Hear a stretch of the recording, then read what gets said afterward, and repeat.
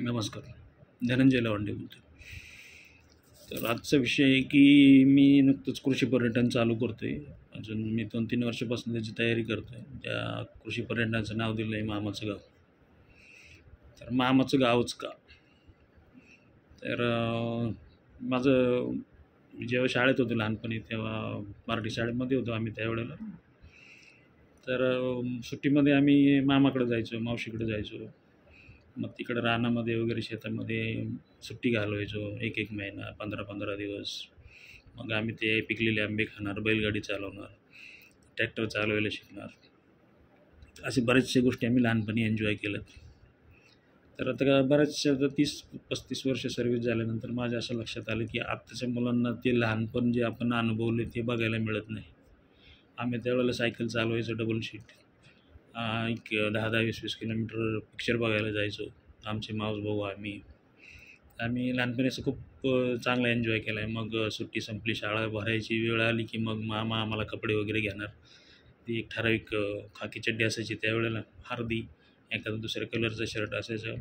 ते आमचा झाला म्हणायचा ड्रेस.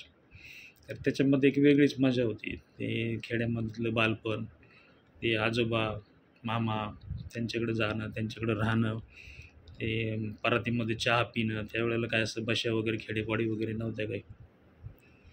तर मी ते असं अनुभवलं, की आता आपल्याकडे सगळं वैभव आहे, सगळं संपन्नता आहे, पण तो जो आनंद होता तो नाही आहे. सगळं आयुष्य आमचं पुण्यामध्ये गेलं. पुण्यामधलं ट्रॅफिक, ते ट्रॅफिकमध्ये अर्धा-अर्धा तास वेट करायचं. मग ते सगळं हॉर्नचे आवाज, अमुक-तमुक. तर मग मला नशिबाने सॅटर्डे संडे सुट्टी असायची. मग सॅटर्डे संडे सुट्टी असली, की मी माझ्या शेतावर जायचो. शेत आमचं वडिलोपार्जित आहे. माझं नशीब चांगलं, की वडिलोपार्जित मला शेती मिळाली. त्या शेतीमध्ये देवाच्या कृपेने बोरला पाणी चांगलं आहे. आई-वडिलांची पुण्य आहे म्हणायची ती. कारण बरेचसे पैसेवाले 1000 बोर घेतात तरी पाणी लागत नाही. सगळी जमिनीची चाळण करतात, पण हे पाणी हे नशिबातच असतं ते. तुमच्या आई-वडिलांची पुण्य असेल तरच पाणी असतं शेतामध्ये. तर मी गावी जायचो 2 दिवस तेवढंच शहरापासून लांब थोडंसं चेंज. मग जाताना मी डबा घेऊन जाणार, कारण त्यावेळेला काय शेतामध्ये काय आमच्या घर वगैरे नव्हतं. डबा घेऊन गेले की मस्त एखादं झाड बघायचं, कारण आमच्याकडे सगळं ऊसाची शेती होती. त्यामुळं शेतात जेवायला बसायचं म्हणजे क्वचितच झाडं असायची सावलीची. तर मला जाणवलं की आपण शेतात येतोय, ऊस करतोय, ऊस चालतोय. पण इथं आलं की असं बसायला निवांत अशी चांगली झाडी नाहीत किंवा असं निवांत सावली नाही की, आणि शांतता तिथे इतकी असायची व्यवस्थित, की मग मी नंतर विचार केला की आपण इथंच काहीतरी जरा वेगळं करूया. तर मग नंतर मी काय केलं, 3 वर्षापूर्वी म्हटलं तर रिटायरमेंटला आपल्याला 3 वर्ष राहिलेली आहेत. झाडं काय आज लावलं की उद्या येत नाही. झाडाची जोपासना करावं लागते, त्याला सांभाळावं लागतं गुरांपासून, बाकीच्या लोकांपासून. 3-4 वर्षांनी साधारण त्याला फळं वगैरे चालू होतात. तर मग 3-4 वर्षापूर्वी मग मी काय केलं, ऊसाची शेती बंद करून टाकली. आणि जवळ-जवळ 3 एकरामध्ये, पावणे 3 एकरामध्ये जवळ-जवळ 700 ते 800 झाडं लावली. त्याच्यामध्ये संत्री आहे, लिंबू आहे, नारळ आहे, पेरू आहे, सीताफळ आहे. त्यानंतर जांभळाची मी रोपं आणली राहुरीवरून, आणि मोसंबी आहे, डाळिंबाची लावलेली झाडं.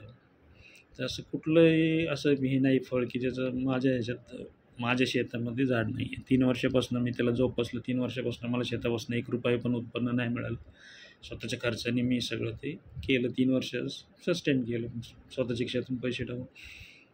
तर ते 3 वर्षानंतर त्याला फळ आलं. ती सगळी झाडं जगली माझी. काही वेळा आम्ही उन्हाळ्याच्या वेळेला त्याला पाणी घातलं टँकर आणून. आता लोकं म्हणत असेल काय करते वेड्यासारखं, पण आता लोकांकडे मी काय लक्ष देत नाही कधी. आणि लोकं काय विचारले येत नाही, बाबा तू आज जेवलाय का, चहा पिलाय का? लोकं काय मतलबापुरती असतात तेवढी. तर मी ते सगळं केलं. नंतर मग म्हटलं आपण काय करू, आता आपण गावात राहतोय. गावात काय आपल्याला भाजीपाला लावता येत नाही, जनावरं सांभाळता येत नाही, कुत्रे सांभाळता येत नाही. आणि शेतामध्ये लोकं चोऱ्या करतात, केबल घेऊन जातात, मोटर घेऊन जातात. पोलिसांकडे कंप्लेंट दिली की केबलही मिळत नाही, मोटरही मिळत नाही, काहीच मिळत नाही. कारण त्यांना ते चोरी सापडण्यापेक्षा बाकीच्या गोष्टींमध्ये जास्त इंटरेस्ट असतो. तर मग नंतर म्हटलं त्याला शेतातच बांधू आपण, जसं मोकळी हवा आहे, त्याचं डिस्टर्ब नाही. अमका सण आला, तमका सण आला, लाऊडस्पीकर आला, 12 वाजले तरी झोपायला मिळत नाही. सकाळी 4 वाजता लाऊडस्पीकर चालू, भक्ती बाजूला आणि बाकीचंच कार्यक्रम धांगडधिंगा. म्हणून मी शेतात बांधलं. मग शेतात बांधल्याचे मला बरेचसे फायदे झाले. शेतामध्ये फार्म हाऊस बांधलं मी. फार्म हाऊसमुळं काय होतं आहे, थंड हवा, मोकळी हवा, पोल्युशन फ्री हवा, त्यानंतर फॅनची गरज नाही, मोकळं कोणाचं डिस्टर्ब नाही.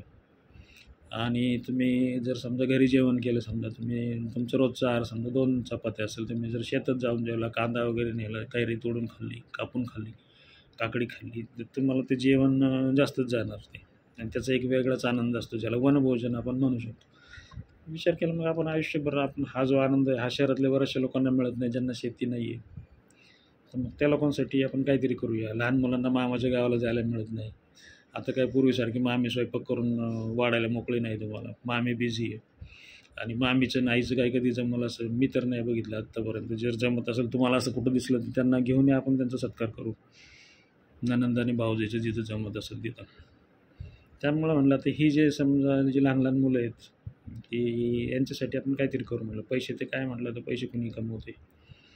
आता मी इंजिनियर आहे मेकॅनिकल. मी बरेचसे बिझनेस केलेले आहेत, त्यामुळं मला धंद्याचं बऱ्यापैकी माहिती आहे. मी बॅटऱ्या विकल्यात, जुन्या गाड्या विकल्यात, प्लॉट विकलेत, सगळं केलेलं आहे. नोकरी केलेली आहे, इन्व्हर्टरचा बिझनेस केलेला आहे. पण मी म्हटलं की आता टेक्निकल काय करायचं नाही, म्हणून थोडंसं वेगळं काहीतरी करू निसर्गाच्या सानिध्यामध्ये. त्यामुळं मग ते मामाचं गाव कृषी पर्यटन केंद्र म्हणलं चालू करून. ही संकल्पना चांगली आहे, आपल्याला शेती पण करता येईल, निसर्गाच्या सानिध्यात पण राहता येईल, लोकांना आनंदही देता येईल. तर मी आता तिथं स्विमिंग टँक वगैरे सुरू केलं आहे. झाला खर्च माझ्याकडून, बराच झाला आहे खर्च, पण मला काय त्याचं काय म्हणजे वाईट वाटत नाही. शेततळं बांधलं आहे, त्याचा दोन्ही उपयोग आहे. मी पाणी पण साठवतो, त्याच्यामध्ये बोटिंग पण करू शकतो. स्विमिंग टँक आहे, त्याच्यामध्ये पोहू पण शकतो, त्याच्यात पाणी पण साठवू शकतो. मला काय कधी पाण्याचं शॉर्टेज पडणार नाही. अशा प्रकारे ते मामाचं गाव चालू केलं आहे. मी तिथं खिलारी बैल पाळलेत. मला लहानपणापासून बैलांची खूप आवड होती. मी मेहनत केली की मला बैलगाडी चालवणं हा माझा एक छंद होता पहिल्यापासून. तर म्हटलं अरे लोकं म्हणतात बैल सांभाळता येत नाही, म्हटलं बघू तर असं बैल काय खातात, म्हटलं त्यांना किती लागते खायला, खर्च किती येते. तर मी व्यवस्थित सांभाळतो आहे 6-7 महिन्यापासून. माझ्याकडे खिलारी जोडी आहे, गायांची पण सेवा करतो, वासरं पण आहेत. आणि त्यांच्या नशिबाने शेतामध्ये पाणी आहे, त्यांच्या नशिबाने त्यांना खायला मिळते. लोकांना वाटतं की अरे मी सांभाळतो म्हणजे मी त्यांना खायला घालते. माझं तर असं म्हणणं आहे की त्यांच्या नशिबामुळं कदाचित मला मिळत असेल. त्यांना अजून तर काय कमी नाही आहे.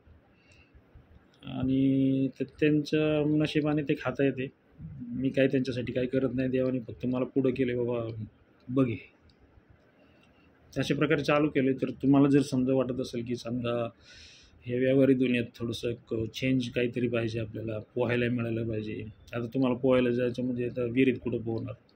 स्विमिंग टँक आजूबाजूला काही लवकर नसतो. लहान मुलांना पोहणं येणं खूप महत्त्वाचं आहे. तर एक नॉमिनल फीमध्ये आपण तिथं ते मुलांना पोहायला वगैरे शिकू शकतो. त्यांच्या नाश्त्या पाण्याची सोय करू शकतो, जेवायची सोय करू शकतो. 4 लोकं मिळाली की कसा आनंद मिळतो. आणि कृषी पर्यटन चालू करून एकूणाचंही काम नाही. ज्याला पाहुणे आवडतात, ज्याला पाहुण्यांशी बोलायला आवडतं, अशाच माणसाचं काम आहे. ज्याची कदाचित समजा माणूस गाणं ज्याला माणसं आवडत नाही, तो माणूस हे काही करू शकत नाही. ज्याला वाटतं आपल्याकडे पाहुणे आहेत, तोच ते करू शकतो. त्यामुळं कृषी पर्यटन चालू केलं आहे. त्याच्यामध्ये पैसे कमवण्याचा काही उद्देश नाही. पैसे कमवण्यासाठी मी बाकीचे कितीतरी व्यवसाय करू शकतो. मी इंजिनियर आहे. त्यामुळं कृषी पर्यटनाला तुम्ही भेट द्याल अशी माझी अपेक्षा आहे. आपण सगळे मिळून मजा करूया, एन्जॉय करूया. राहिलेलं जे आयुष्य आहे ते मजेत घालवूया, टेन्शन फ्री घालवूया, पोल्युशन फ्री वातावरणात राहू. त्यामुळं सगळेजण भेटतील, सगळ्यांना बोलता येईल. काही आपण सांस्कृतिक कार्यक्रम पण तिथे नंतर अरेंज करणार आहे. तर आहे माझ्या मनात काही चांगल्या गोष्टी. तुम्ही जर सहकार्य केलं तर आपण जाऊया पुढं. तर माझं आता हे नवीन चॅनल चालू केलं, त्यामुळं माझ्या मनातले विचार मी तुम्हाला सांगू शकतो. त्यामुळं काय होतं की आपली मनं साफ राहतात, कोणाचे काही गैरसमज होत नाहीत. आणि माझे बाकीचे पण बिझनेस चालू आहेत. मला इन्कम मी पोटापुरतं मिळतं आहे सगळं, काही प्रॉब्लेम नाही आहे. तर तुम्ही या, कृषी पर्यटनाचा आनंद घ्या. आपण तुम्ही जसं तुमच्या ज्या कल्पना असतील त्या राबवूया. तुम्हाला जे आवडेल ते खाऊया, पोहूया, तिथं बोटिंग करूया, बैलगाडी राईड करूया, ट्रॅक्टर चालवूया, लहान मुलांना ट्रॅक्टर चालवायला शिकूया.